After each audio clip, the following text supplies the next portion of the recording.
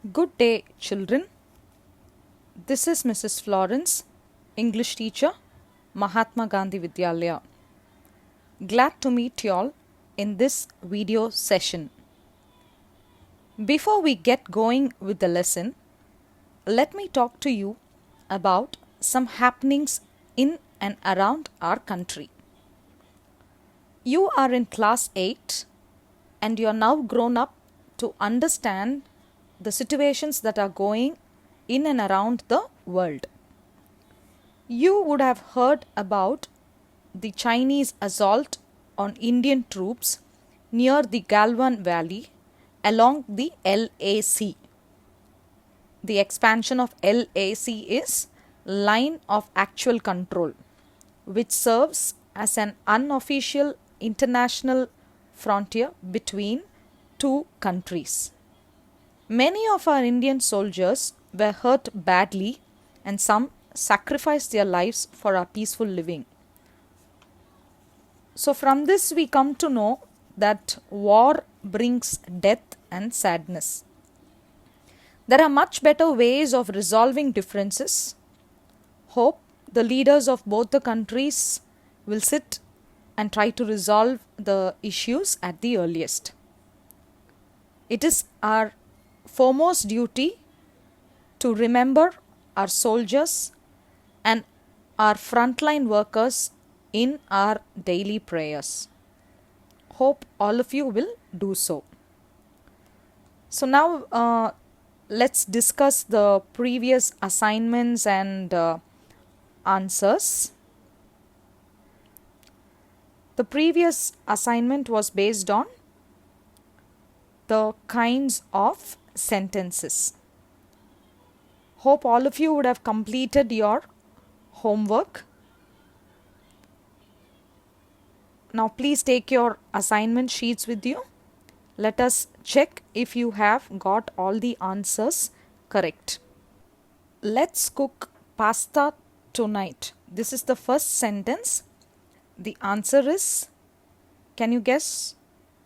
I think all of you would have got it right. Assertive. Sentence number 2. Where is my pen? The answer is interrogative. Sentence number 3. Today's class was very good. Answer, assertive. Sentence number 4. Please sit down. Answer, imperative. Sentence number 5. Keep up the good work. Answer, exclamatory. Sentence number 6. Ron is ill with malaria. Answer, assertive. Sentence number 7. The movie had already started when we reached there. Answer, assertive. Are you joining us for dinner? Answer, interrogative. How wonderfully he plays. Answer, exclamatory. Don't go too deep into the forest. Answer, imperative. I hope all of you would have done your assignments and checked your answers. If you have done everything correct, pat yourself and stay encouraged. Those who have mistakes, try to rectify the error and improve yourself. Okay, children. Now let's go to the first lesson. Before I begin the lesson, let me ask you some interesting questions. What is your idea about gifts? I think all of you love to get gifts from others. And how often do we receive gifts? We receive gifts for birthdays. Whenever we celebrate a festival, we expect gifts from our parents. At least your parents will get a dress for you for Diwali or Ramzan or Christmas or your Navratri or whatever festival you celebrate. Your parents will definitely get you a dress, a new dress. That is a gift from your parent. Okay, so on each and every occasion on very special days, we get gifts from our parents. So here we are going to see a lesson titled The Best Christmas Present in the World. I repeat, the best Christmas present in the world. The author of this lesson is Michael Morpurgo, basically a British writer, and he has written a lot of books for children, and he has been awarded with the Children's Laureate Award. Understood, children? This is a brief note about the author. Okay, now let's go to the lesson and see what was that precious gift. You can watch the slides, or if you have your textbooks, follow it with your textbook. I spotted it in a junk shop in Bridport. I spotted it. So the author says that he spotted it. Here I refers to the author. Okay. And Bridport is a market town in England. So the author, he spotted a junk shop. You know what is a junk shop? A place where all the old materials are sold and are collected and kept. And there was a junk shop in Bridport, and he went there and he saw a roll top desk. What do you mean by a roll top desk? A roll top desk is a writing desk that has a flexible cover sliding so that you can push back or pull down those racks. Understood? So he went to that junk shop in Bridport and he saw a roll top desk. And this author says, I have always wanted one, but they are far too expensive. So he says that he always wanted to have a roll top desk, but the desk was very expensive. Okay, so he couldn't get it. He couldn't get a brand new roll top desk. But when he went to the old shop, he found a roll top desk. Now let's see what he's going to do. When it had lifted, it looked like water damage. Both fire and water had clearly taken their toll. So now when he examined that roll top desk, when he had a look of that roll top desk, he saw that the top layer, the veneer, the varnish had been damaged. Okay, it had been damaged because of fire and water. We have furnitures at home. Imagine when you pour water on that furniture, the topmost material, the topmost varnish will get soaked in that water, and soon you can find some marks on that furniture. And supposing there you light a candle, or that candle drops onto that wooden furniture, then again you can see a fire damage. The same way here, the roll top desk had both water and fire damage on it. It was early 19th century and oak.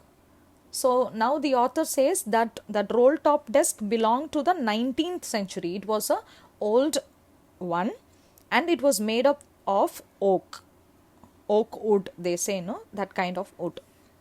It was in a bad condition, the roll top in several pieces, one leg clumsily mended, scotch marks all down one side. So this roll top desk was in several pieces, that is it was not a proper one. When you go to the new furniture showroom, you can see how nicely polished, how nice wood and furnitures are kept in the showrooms. But this was different from the new ones. This was a used one, no? So it had all the damages and it was clumsily mended. It was not neatly repaired also. Clumsily, no? It was not very neatly repaired and maintained.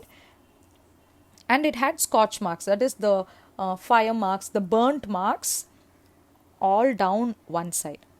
But then again, it was going for very little money. I thought I could restore it, It would be a risk, a challenge, but I had to have it. I paid for it. So he inquired about the price of that roll top desk, and he found out that desk went for very little money. It was very cheap only, and so he thought he can get that desk and then he can repair it properly, maintain it as a proper roll top desk. But to repair it will be a great risk, it will be a great challenge only. It will take many days to repair it or many hours to repair it. But he had made up his mind, so he was ready to get that roll top desk, and he paid for that roll top desk and he got it for himself now, and brought it back to my workroom at the back of the garage. I remember because I began work on it on Christmas Eve. So he finally got that roll top desk. He brought it to his house. He had a shed and he took that roll top desk to his shed garage. Back of the garage he took that, and then he kept those desks there, that desk there, and he started to work on it. He was able to remember all these minute details, very small details he was able to remember, because all this was done on Christmas Eve. It was not done on the Christmas day, it was done on the Christmas Eve. Eve means the before day. That is on 24th December he had done all this work. There was something in there. I removed the roll top completely and pulled out the drawers. So now he was trying to examine that roll top desk one by one. He was checking where and all the fault was in, and he was checking each and every drawer of that roll top desk. And finally he found out something. I reached in and took out a small black tin box. Sellotaped to the top of it was a piece of lined note paper written over in shaky writing. So now finally when he examined all the drawers, he was able to see a small tin which was black in color, and it was fully sellotaped. It was covered with sellotape on the top, and there was a piece of lined note paper, something like a letter was there inside that box, and something was written in a shaky handwriting. The handwriting was not very neat, it was little shaky. The last drawer was stuck fast. I tried all I could to ease it out gently. In the end, I used brute force. I struck it sharply with the side of my fist, and the drawer flew open to reveal a shallow space underneath, a secret drawer. So he says this, when he saw the last drawer of that, it was stuck very fast in that. He couldn't easily remove it. He tried it with brute force, with all the force he tried it, with rough force he tried it. Initially it was struck, and then he, with the help of his fist, you know what is a fist, no? When you fold your fingers and then you get the shape, that is the fist. And the drawer flew open. With the side of the fist he banged on it, and then the drawer now opened, and now he was able to see another drawer, secret drawer inside, and from there only he took that black tin box which was sellotaped, and from that box he took out the note paper and he found that it was a letter. And you can see the slide. The address on the envelope was written there: Mrs. Jim Macpherson, 12 Copper Beaches, Bridport, Dorset. So this is the address on the envelope. So the person who has to get this letter is Mrs. Jim Macpherson. So somebody has written this letter to Mrs. Jim. So this man is taking out that letter now. I took out the letter and unfolded it. It was written in pencil and dated. So now he took out that letter and he found out the letter. The letter was dated as 26 December 1914. So when was this letter written, children? 26 December 1914. That is the day after Christmas this was written. So what was written in the letter? Dearest Connie, I write to you in a much happier frame of mind because something wonderful has just happened that I must tell you about at once. So, a man is writing a letter to his wife.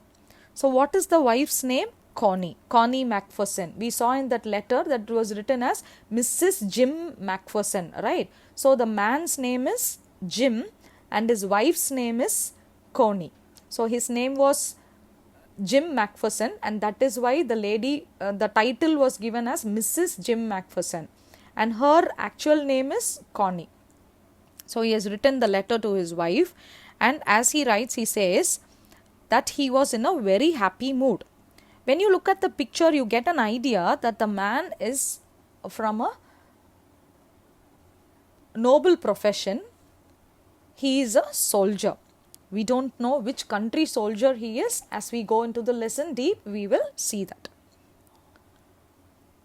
And he is writing the letter in a happier frame of mind because something wonderful has just happened that I must tell you about at once. So he was very happy. He wanted to share that happiness with his wife, and that's why he had started to write that letter. We were all standing in our trenches yesterday morning, Christmas morning. He says that the whole military. So when you look at the picture, as I already told you, we can come to a conclusion that he is a military man, and he says that they were all standing in their trenches yesterday morning. That is Christmas morning. Even on Christmas Day, these people were on duty. We also would have seen a lot of people, even all our frontline workers. Who are called as frontline workers? All the essential service people who serve us on a daily basis are called as frontline workers. Those people don't get any holidays only. On all days they have to work. So as this man said that they were all standing in their trenches. What is meant by trenches, children? It is a long, narrow, deep hole, okay? A place there they would have dug a long, narrow ditch. Exactly, if you have to say, it is a long, narrow trough also you can say. A pit. There are a lot of meanings now. You can take it like this. It can be a trough, it can be a pit where all the military people will stand guard, okay? So that kind of a place it was, and they were all in their trenches the Christmas morning. It was crisp and quiet all about, as beautiful a morning as I've ever seen, as cold and frosty as a Christmas morning should be. I should like to be able to tell you that we began it, but the truth, I'm ashamed to say, is that Fritz did. So now he says that the Christmas day was such a beautiful day. It was a quiet day, it was a pleasant day, and it was the beautiful day the author had ever seen. It was the most beautiful day the author had ever seen in his life. I'm sorry, not the author, the man who's writing this letter, that is Mr. Jim Macpherson, has ever seen in his life.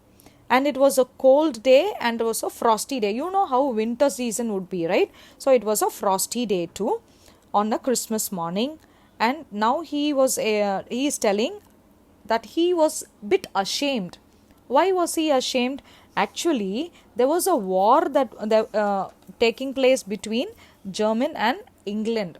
But that day there was no fight. Being a Christmas day, there was no fight. The German and the English soldiers were all quiet.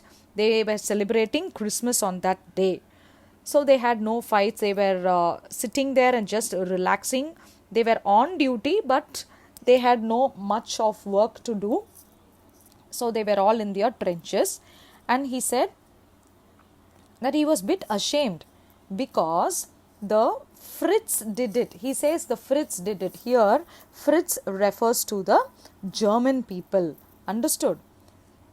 The German people only initiated to come and talk to these British soldiers. First, someone saw a white flag waving from the trenches opposite. Then they were calling out to us from across no man's land. Happy Christmas, Tommy. Happy Christmas. So now this man says that those German soldiers only first waved a white flag. If any of the military people wave a white flag against their opponents, then it means that they are ready for a peace talk or a peaceful day. So the Fritz people only waved their white flag first from the opposite trenches. When you look at the picture, you can get an idea about what is a trench, children. Then those people called out from their trench and they said, Happy Christmas, Tommy. So the British people, the British soldiers were addressed as Tommy. The German soldiers were addressed as Fritz, and the English soldiers were addressed as Tommy. Okay, children, with this I will stop this session. I will continue the lesson in the next video session. Okay, now let me give you a assignment based on the lines that we learnt today. An easy assignment. When you take your textbook, the first page you will find a pink color box. Do you know which events the dates below refer to? 4th July 1776, 17 December 1903, 6 August 1945, 30th January 1948, 12th April 1961, 20th July 1969. And you will find out what events happened, which events happened on that particular day. Understood? And you can do the first comprehension check. There are just 2 questions there. What did the author find in a junk shop? What did he find, children? All of you know, right? You will write down this answer in a paper. What did he find in a secret drawer? Who do you think had put it in there? I repeat the question. What did he find in a secret drawer? Who do you think had put it in there? I want you to answer these 2 questions and the first pink color box which states the dates. Complete this in a rough notebook or a paper. You need not write this in your classwork. Please do this in your rough notebook. Is that clear, children? Okay. Bye. Let me see you in the next class. Thank you.